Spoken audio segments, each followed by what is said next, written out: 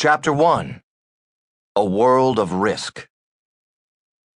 On the 12th anniversary of the 9/11 attacks on America, Osama bin Laden's successor, Ayman al-Zawahiri, outlined al-Qaeda's current strategy.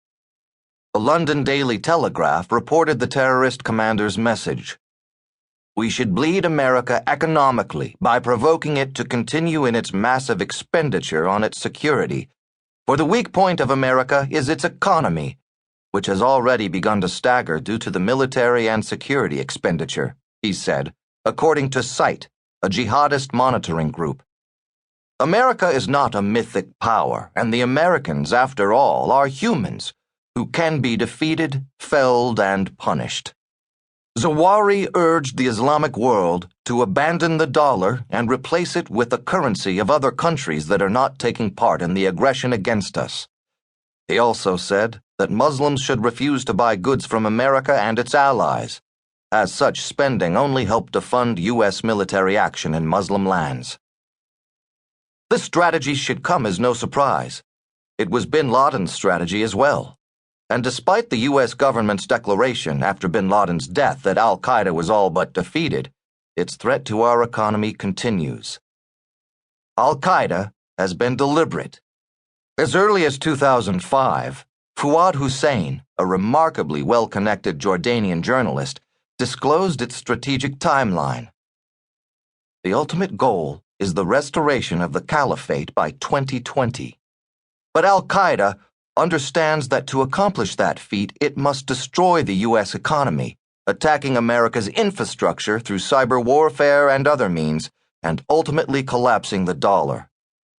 As Robert Martinage of the Center for Strategic and Budgetary Assessments, now an Undersecretary of the Navy, explained in 2008, this stage will focus on overthrowing regimes by means of direct and fierce clashes with them.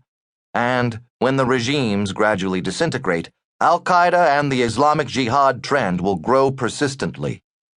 Economic warfare will be waged against the United States and the West more broadly, including burning Arab oil and conducting electronic attacks against critical infrastructures.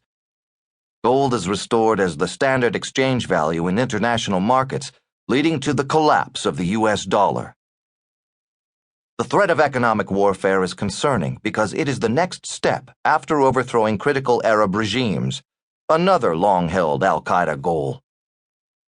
In 2005, the plan was to start this political upheaval between 2010 and 2013.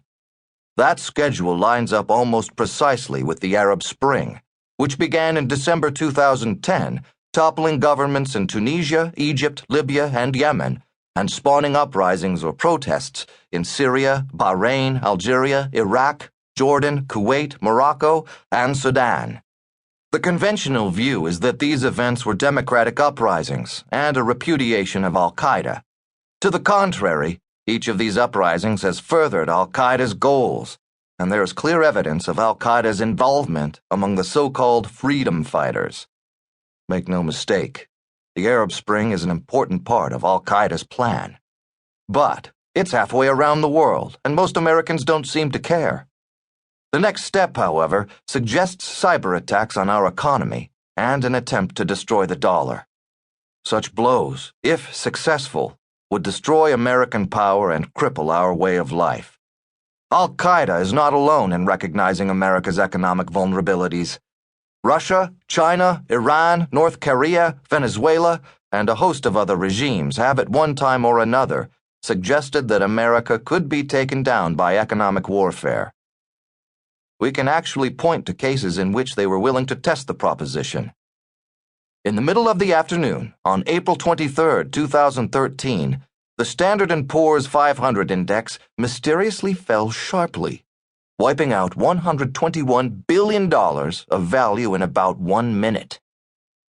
There were no economic announcements, and nothing was fundamentally wrong. Instead, the Syrian Electronic Army hacked the Associated Press's Twitter account and tweeted a false rumor of damage to the White House. The hoax, fortunately, was revealed quickly, and the market rebounded in minutes. There are dozens of flash crashes each day, actually, though usually limited to a single stock. Despite these